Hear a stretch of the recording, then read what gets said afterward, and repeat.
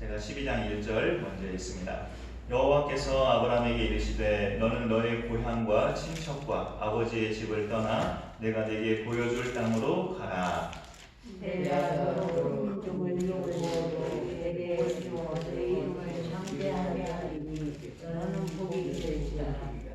너를 축복하는 자에게는 내가 복을 내리고 너를 저주하는 자에게는 내가 저주하리니 땅의 모든 족속이 너로 말미암아 복을 얻을 것이라 하신지라.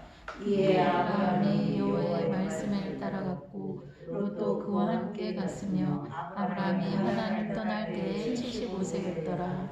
아브라함이 그의 아내 사레와 조카 롯과 하란에서 모은 모든 소유와 얻은 사람들을 이끌고 가나안 땅으로 가려고 떠나서 마침내 가나안 땅에 들어갔더라. 아브라함이 그 땅을 지나 세겜 땅 모래 상수리 나무에 이르니 그때 가나안 사람이 그 땅에 거주하였더라. 여호와께서 아브라함에게 나타나 이르시되 내가 이 땅을 네 자손에게 주리라 하신지라. 자기에게 나타나신 여호와께 그가 그곳에서 제단을 쌓고 거기서 베델 동쪽 산으로 옮겨 장막을 치니 서쪽은 베델이요 동쪽은 아이라. 그가 그곳에서 여호와께 제단을 쌓고 여호와의 이름을 부르더니 다시 봅니다. 점점 남방으로 옮겨갔더라. 아멘.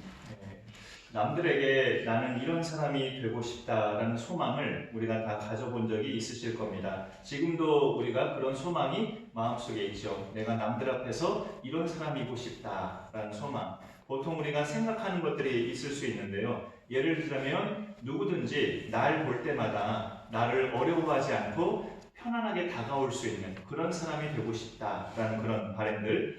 남들이 내 앞에서 마음속에 있는 말을 할 때, 속에 있는 말을 할 때 나를 하나도 불편해하지 않고 속에 있는 말을 내 앞에서는 다 할 수 있는 내가 그런 사람이 되고 싶다는 소망을 가져보신 적 있으실 거예요. 많은 사람들이 나를 볼 때마다 나를 편하게 느끼는 그런 사람이면 좋겠다 하는 생각을 저도 많이 해봤습니다. 그런데 성경을 들여다보니까 이 성경 속에서 우리에게 요구하는 하나님의 사람된 모습은 뭐 단순히 성품이 착하거나 인품이 좋거나 따뜻하거나 하는 차원보다 그 사람을 만남으로써 예수님을 알게 되는 사람이 되라고. 그러니까 우리더러 그런 사람이 될 것을 성경 말씀하는 거죠. 누구든지 널 만나면 널 통해서 하나님을 알게 되고 그리스도를 알게 되는 그런 사람이 되어야 함을 성경은 말씀하고 있습니다. 그 가운데서 이제 그러기까지는 당연히 성품도 뭐 좋아야 되겠고 인격도 훌륭해야 되겠고 그게 따라오면 더 좋겠죠. 그러나 기본적으로 많은 사람들이 우리를 봤을 때 하나님을 느낄 수 있어야 된다는 것이 성경에서 일관되게 우리 믿는 사람들에게 가르쳐주는 모습입니다. 그게 이제 오늘 말씀의 제목으로 복의 통로, 앞에 축자를 붙인다면 축복의 통로라는 거죠. 날 만나는 사람마다 나 때문에 복받는 사람이 되는 것. 내가 복의 통로가 되는 거죠. 내 배우자가 날 만나서 나 때문에 행복해지고 또 내 슬하에 태어난 자녀들이 또 나 같은 부모를 만나서 나 같은 말이 좀 어감이 이상하지만 좀 행복해지고 잘 커지고 정말 믿음 생활의 길로 잘 들어선다면 축복의 통로의 사명을 내가 잘 감당한 거죠. 오늘 말씀을 보면 아브라함을 하나님께서 그런 자로 세우시기 위해서 그를 부르시는 장면이 이렇게 나오고 있습니다.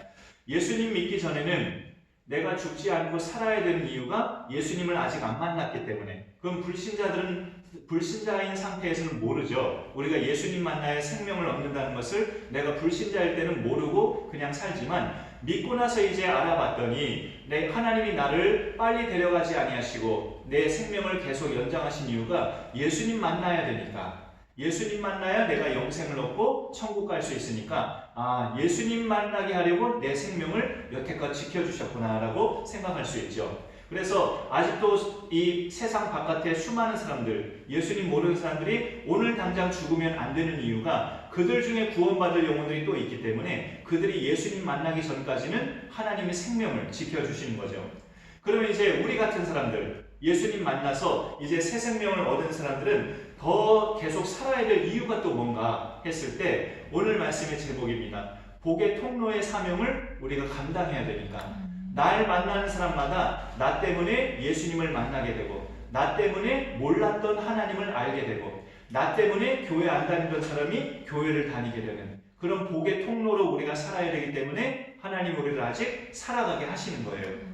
이제까지 살아오시면서 여기 계신 우리 성도님들은 누굴 만나셨을 때 인생의 큰 변화를 겪어보셨나요? 누구나 나 자신에게 영향을 끼치는 사람은 반드시 있습니다. 이제껏 살아오면서 이렇게 내가 집에서 이제 누워서 나한테 큰 영향을 끼쳤던 분들이 누구누구였나라고 생각해보면 분명히 떠올려지는 몇 분들이 계실 수 있어요. 근데 이제 가장 기본적으로는 부모님입니다. 날 낳아주신 부모님이 바로 이제 내가 성장하기까지 나에게 큰 영향을 끼친 대상이죠. 그리고 나서 커서는 이제 결혼하게 된 배우자가 또 서로 간에 큰 영향력을 끼치죠. 어떤 남편이나 아내의 습관도 고치게 하고 더 좋은 점은 더 이렇게 키워지게 하고 배우자가 또 인생에 큰 영향력을 끼치는 사람이 될 수 있어요. 그리고 또 학교 다니셨던 과거를 떠올려 보시면 수많은 선생님들 중에 정말 내가 잊지 못하는 선생님이 계시다면 그분이 나한테 영향력을 끼친 분이죠. 내가 초등학교 몇 학년 때 누구 선생님을 난 지금도 잊지 못합니다. 중학교 때 어떤 담임 선생님을 난 지금도 기억합니다. 한다면 그분이 나한테 큰 영향력을 끼쳤다는 뜻이에요. 그리고 또 제가 말하기는 쑥스럽지만 교회 다니는 사람은 목사님을 잘 만나는 것도 굉장히 중요하죠. 목회자가 또 성도들에게 아주 절대적인 영향력을 끼치는 또 존재이기 때문에 좋은 목회자를 만나는 것도 굉장히 복입니다. 저 개인적으로는 일단 가족도 여기 계시니까 가족을 좀 뺀다면 모교에 다녔을 때 그 모교에 한 29살 때까지 어린 시절부터 다녔던 모교회가 있었는데요. 주일학교 선생님 중에 중3 때 선생님이었던 분이 지금도 많이 기억이 나요. 지금은 이제 그 교회 장로님이신데 모교회가 생각하면 또 이렇게 마음에 한켠에 좀 뭉클함도 있어요. 우여곡절이 많고 아픔이 많았던 교회입니다. 풍파도 많았고 담임 목사님 중간에 한 2번 바뀌고 그렇게 모교회가 좀 아픔이 많았던 교회인데 그럴 때마다 그 자리를 한결같이 지키신 선생님이에요. 한결같이 떠나지 않고 지키신 선생님이어서 지금 장로님까지 되신 분이고 많은 분들이 또 존경을 하셔요. 그런 분이 이제 제가 중3 때 담임이셨는데 제 인생에도 많은 영향력을 끼쳤던 분 중에 한 분이십니다. 그리고 또 한 분은 저보다 이제 연세가 좀 더 많으신 목사님이신데 요즘은 코로나 때문에 그 세미나를 못 다니고 있지만요. 1년에 봄에 석 달, 가을에 석 달 이렇게 6개월을 목회자들을 대상으로 하는 성경 세미나를 좀 다녀봤어요. 그 세미나를 인도하시는 목사님이신데 신학교 교수님도 아니시지만 성경 해석이 굉장히 깊으시고 참신하셔요. 무엇보다 또 인품이 훌륭하셔서 그 교회 교인들이 많이 모이셔요. 그 목사님의 인품을 보면서. 그런데 그 목사님이 사모님이 하셨던 말씀인데 한 오래전에 한 10수년 전 오래전에 그 목사님의 사모님이 대형 사고를 치셨어요. 무슨 대형 사고를 치셨느냐? 원래부터 결혼 때부터 가난하게 살던 부부였는데 좀 목돈이 모아져서 좀 이렇게 생활이 편안했는데 거금 8천만 원을 이 사모님이 세상 물정 모르고 실수해서 날려버리셨다고. 그 굉장히 얼마나 마음에 좌절감과 또 무서움이 있었겠어요. 이걸 내가 목사님에게 어떻게 말을 해야 되나, 내가 어떻게 낯을 들고 이거 목사님한테 이야기를 할까라고 굉장히 고민이 많으셨는데 거금 8천만 원을 날리셨으니까. 근데 목사님이 아시고 나서 딱 한마디만 하셨대요. 내가 아니어서 다행이네 라고 이렇게 딱 한마디만 하셨대요. 나였어봐 당신이 나한테 얼마나 구박을 했겠어. 내가 아니어서 다행이네 이 말하고 끝나셨대요 목사님이. 그 말 듣고 제가 저 목사님 정말 성자다 성자.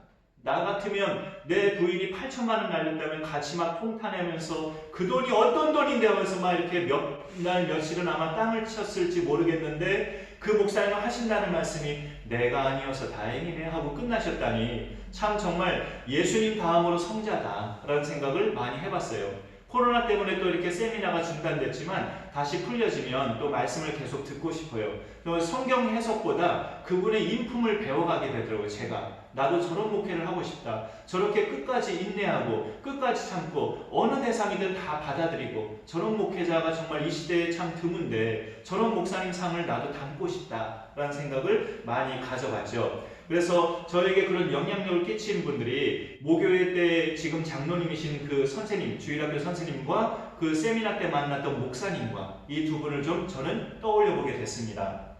이 창세기가 분위기가 새롭게 전환되는 장이 오늘 12장이에요. 1장에서 11장까지가 한 시대가 마감이 되고 12장 아브라함이 등장하고 나서부터 다시금 새로운 하나님 나라 시대가 시작이 돼요. 하나님께서 창세기 1, 2장에서 모든 피조 세계를 창조하시고 나서 보시기에 좋았더라, 인간까지 창조하시고 보시기에 심히 좋았더라 하셨는데, 그 말씀이 무색할 정도로 사람의 죄악이 세상에 가득했을 때 하나님이 홍수 심판으로 한 차례 이제 심판을 하셨죠. 그러고 나서도 불구하고 인간은 또 성읍과 탑을 쌓으면서 흩어짐을 면하기 위해서 하늘 꼭대기까지 닿는 탑을 쌓다가 하나님이 다 흩으시고 그때까지 하나였던 언어가 완전히 혼잡해지는 그런 결과를 맞이하게 됐죠. 그러면서 하나님이 지으신 세상은 점점 죄악 가운데 추락해가는 듯 싶은 그런 상황일 때 하나님이 그 아버지가 우상을 섬기던 데라였는데 그 우상 섬기던 집안의 아들 아브람을 하나님이 부르셔서 다시금 새로운 하나님의 나라를 하나님이 전개해 가십니다. 하나님은 결코 그렇게 당신이 지으신 세계가 그냥 이대로 끝나지 않도록 가만히 두지 않으셔요. 절대 그렇게 하나님이 가만히 계시지 않고 반드시 한 영혼을 선택하셔서 그 한 영혼이 씨앗이 되게 하셔서 하나님의 나라를 다시금 퍼지게 하십니다. 우리가 바로 아브라함 같은 하나님의 나라를 이 땅에서 확산해가는 그런 한 씨앗들이 되실 수 있기를 간절히 소망합니다. 우리 가정에서 내가 그런 한 씨앗이 되고, 우리 교회에서 내가 한 씨앗이 되고, 내가 사는 지역에서 한 씨앗이 되어서 나로 하여금 하나님의 나라가 아브라함과 같이 그렇게 퍼져가는 축복의 통로가 될 수 있기를 간절히 축원합니다. 하나님이 그렇게 아브라함을 그렇게 그 의지와 상관없이 하나님께서 일방적으로 부르셨는데, 그 부르신 목적이 오늘 2절에 나와 있어요. 내가 너로 큰 민족을 이루고 내게 복을 주어 내 이름을 창대하게 하리니 너는 복이 될지라. 이 목적으로 하나님이 아브라함을 부르셨다는데 2절만 보면 그냥 아브라함만 복 주기 위해서 부르셨나? 라고 느껴져요. 2절만 보면. 그러나 아브라함만 복 주기 위해서 부르신 게 절대 아니죠. 3절로 넘어가서 너를 축복하는 자에게는 내가 복을 내리고 너를 저주하는 자에게는 내가 저주하리니 그 다음에 땅의 모든 족속이 너로 말미암아 복을 얻을 것이다. 이것 때문에 아브라함을 부르신 거예요. 너를 내가 축복의 통로로 삼아서 땅의 모든 족속이 너로 말미암아 복받는 민족이 되게끔 내가 너를 복의 통로로 삼으리라 하면서 아브라함을 부르신 거죠. 여러분, 우리 예수 믿는 사람은 내가 받은 복을 쌓아두기만 하는 복의 창고가 아닙니다. 내가 받은 복을 다른 사람한테 흘려보내는 복의 통로입니다. 우리는 내가 받은 복을 내가 누리기만 하는 것은 복의 창고로만 사는 거예요. 그냥 쌓아두기만 하는. 근데 누가복음의 비유를 보세요. 쌓아둘 곳이 없어서 더 큰 창고를 지었던 그 사람이 그렇게 자기 창고에 많은 물질이 있으니까 너는 이제 편안하게 쉬어라 하면서 자기한테 그렇게 말하다가 하나님께서 어리석은 자여 네 생명을 오늘 내가 데려가면 네가 창고에 쌓은 그 많은 물질은 누구의 것이 되겠느냐. 하나님이 어리석다고 판단을 하셨죠. 우리 믿는 사람들은 받은 복을 쌓아두기만 하는 복의 창고가 아니라 받은 복을 흘려보내는 복의 통로예요. 우리는 복의 창고가 아니고 복의 통로입니다. 이것을 우리가 기억하면 나로 인해서 많은 사람들이 같이 복을 받아 누릴 수가 있죠.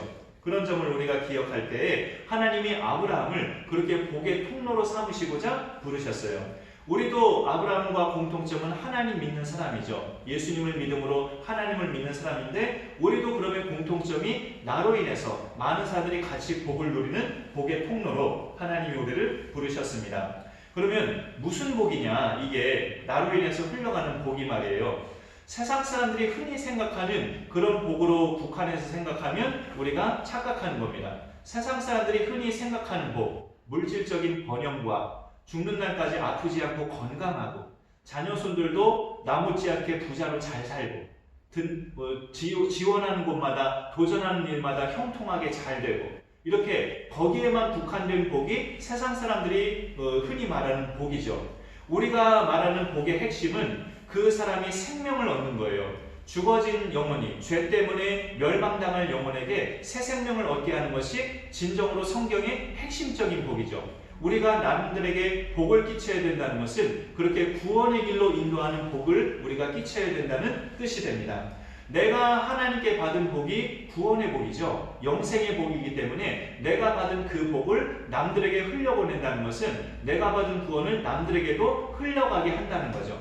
그래서 그 사람들도 구원의 길로 들어올 수 있게끔 그런 역할을 하는 것이 우리가 복의 통로로 살아가는 겁니다. 그런데 체험도 해보셨겠지만 우리가 구원의 복을 흘려보내면 그 예수님을 전하는 거죠. 예수님 믿어야 우리가 영생을 얻을 수 있고 천국 갈 수 있다는 복음을 전하는 거죠. 구원의 복을 흘려보낸다는 것이. 그렇게 구원의 복을 흘려보내면 부수적인 복들도 같이 흘러갑니다. 부수적인 복들도. 그러니까 말하자면 늘 마음이 불안했던 사람이 나를 만나고 나서부터 불안감이 없어진다든지, 맨날 불안에 떨던 사람이 나 알고 나서부터 불안감이 사라졌대요. 그럼 나도 기쁘잖아요. 그 소식 들으면. 그리고 걱정이 많던 사람이 나만 만나면 걱정이 해소된대요. 그럼 나도 기쁘죠. 내가 대단한가 보다 하면 속으로 뿌듯함도 느끼죠. 걱정이 많은 사람이 나만 만나면 걱정이 없어진대요. 누구를 막 복수하려고 했다가 내가 차분하게 하는 말을 듣고 그런 마음을 접었대요. 저번에 내가 누굴 복수하려고 했는데 당신이 나한테 해준 말을 듣고 내 마음이 누그러뜨려서 내가 복수 안 했다. 당신 나한테 정말 좋은 말을 해서 고맙다. 이런 말을 한다면 내가 얼마나 뿌듯하고 기뻐요. 그런데 내가 그런 복을 누리는 비결은 예수님을 전할 때예요. 예수님을 전하면 부수적인 복이 같이 따라가기 때문에 그 사람한테 부수적인 복이 따라가기 때문에 그 복의 영향을 받고 나로 인해서 많은 사람들이 좋은 길로 들어오게 됩니다. 정말 내가 복의 통로가 되는 거죠. 고쳐지지 않았던 나쁜 습관이 있었던 사람이 나를 만나고 나서 그 고약스러운 습관이 고쳐졌다. 이것도 정말 나로서는 뿌듯한 일이잖아요. 내가 사람들에게 구원의 복을 흘려보내면 그런 부수적인 복들이 같이 흘러갑니다.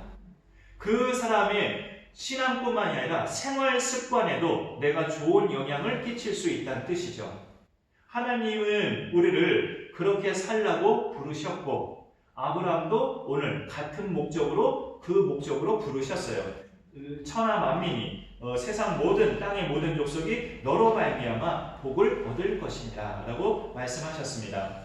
그러면 이제 우리 가운데 중요한 것이 오늘 9절까지 우리가 읽었지만 아브라함이 그 행하는 모습을 보면서 이렇게 복의 통로로 부름받은 사람은 자기를 부르신 하나님 앞에서 어떻게 살아야 되는가를 오늘 좀 몇 가지로 같이 나누고자 합니다. 하나님이 우리를 축복의 통로로 부르셨는데 이렇게 부름받은 사람은 하나님 앞에서 어떤 모습으로 살아야 되는가? 그 첫 번째는 이제 이웃의 지경을 내 집안, 내가 사는 동네 이 정도가 아니라 이웃의 지경을 모든 민족으로 내 이웃은 모든 민족이다 하면서 이웃의 지경을 전 세계로 넓혀야 된다는 거죠.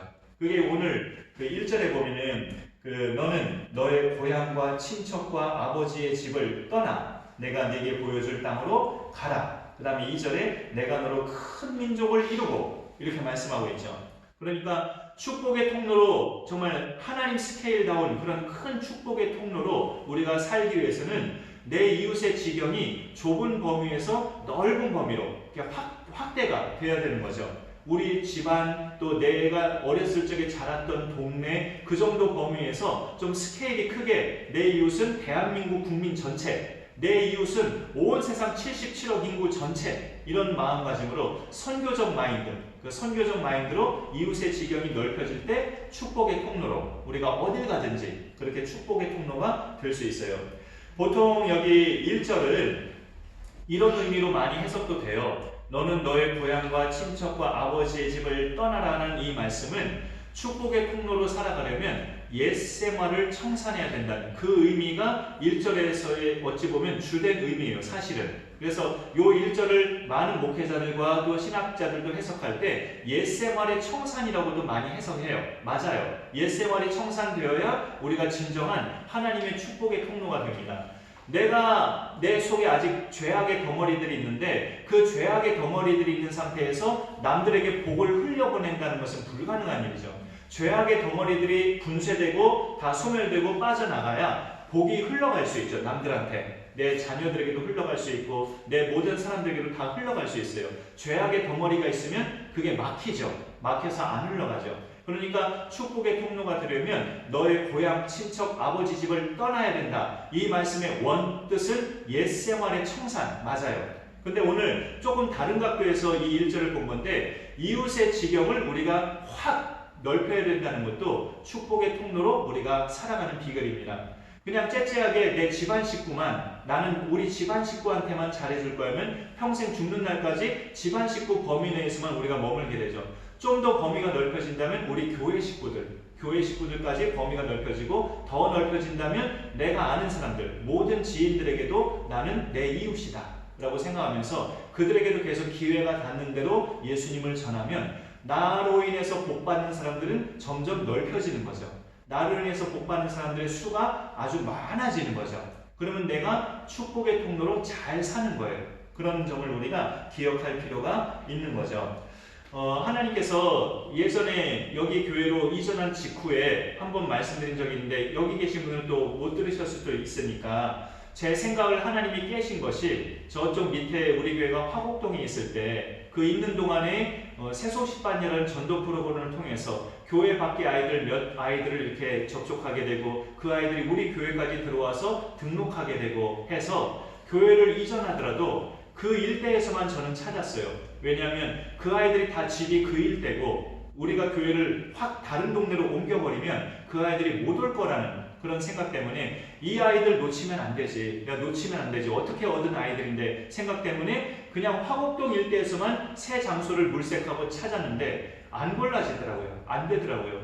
장로님이나 몇 분의 집사님들이 과감하게 신월동으로 우리 올라갑시다 하면서 이 신월동으로 찾다가 여기를 발견한 건데 또 제 생각이 기우였다는 것도 하나님이 깨닫게 하셨죠. 못 올 것 같다는 생각했던 아이들이 간간히 이렇게 왔고 지금은 또 코로나라는 생각지 않은 복병 때문에 정말 이제 모양새로는 꼭 떨어져 나간 것처럼 보이긴 해요. 모양새로는. 그런데 아이들의 마음속에 우리 교회가 잊혀진 건 아니에요. 제가 접촉해보면 아이들의 마음속에 우리 교회가 잊혀진 건 아니고 기억하고 있어요. 그러니까 떨어져 나간 건 아니에요. 근데 코로나라는 복병 때문에 꼭 모양새는 떨어져 나간 것처럼 보이죠.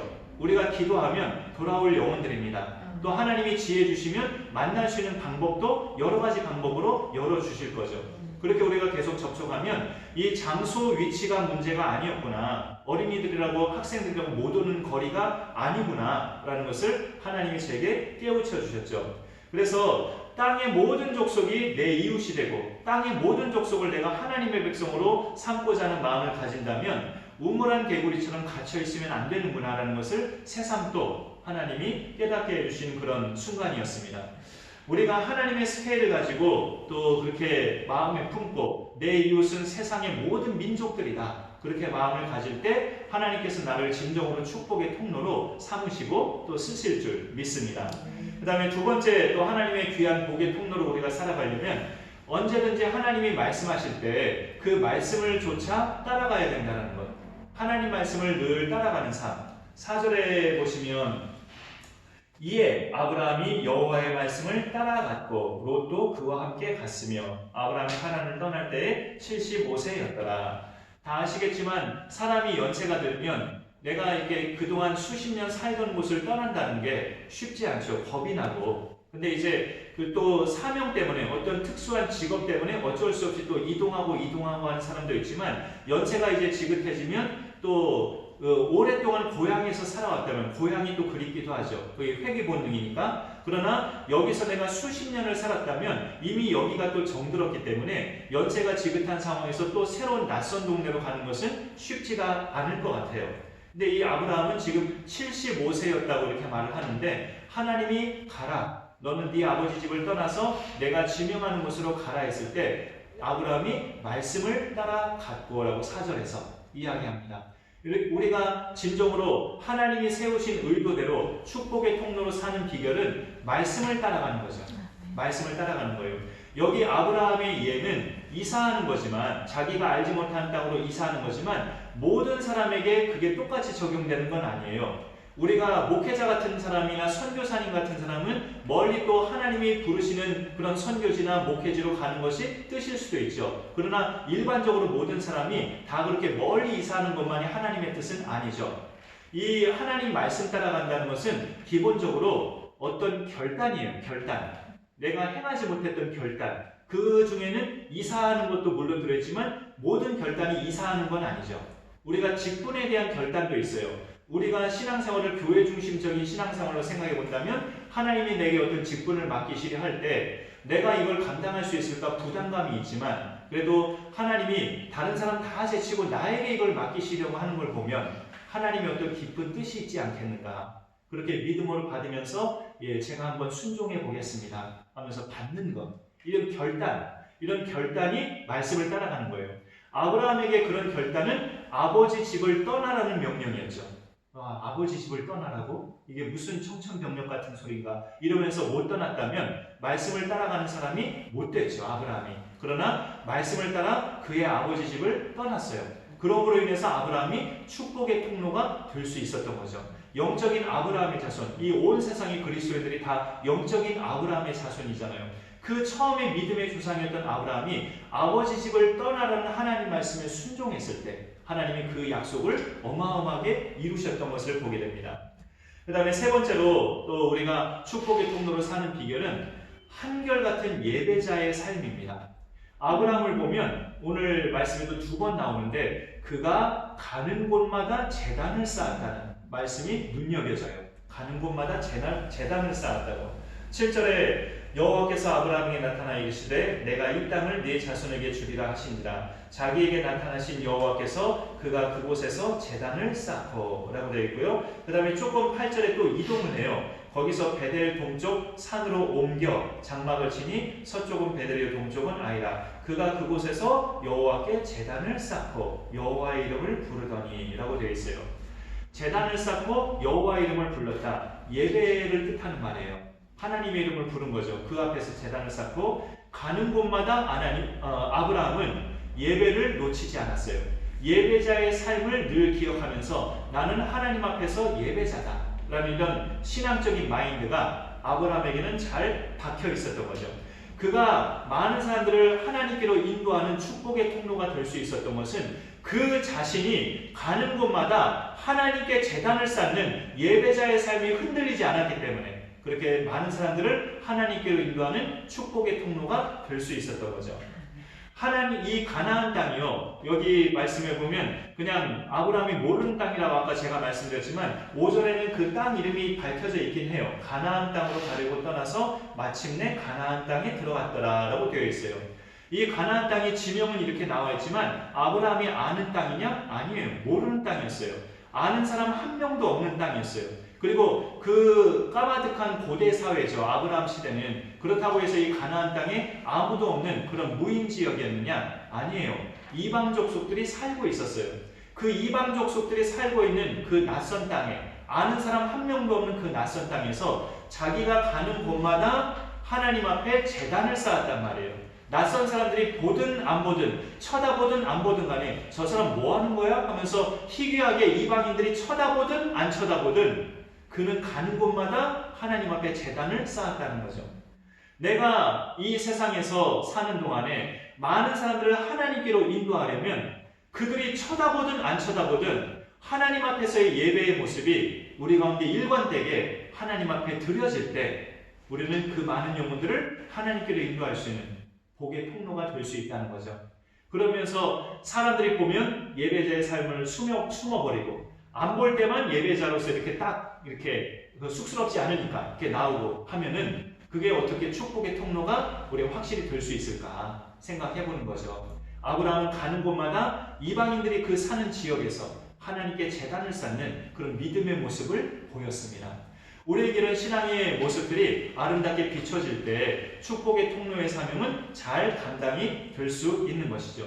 이웃의 지경을 그냥 내 동네 아는 사람들만이 아니라 온 세상 모든 민족이 내 이웃이다. 이런 마음을 가져야 되고 하나님이 말씀하시는 곳마다 결단하면서 순종해야 되고 또 가는 곳마다 나는 예배자, 하나님을 예배하는 사람이다. 가는 곳마다 하나님께 예배드리는 그런 예배자의 모습을 가질 때 우리는 축복의 통로가 되어질 수 있습니다.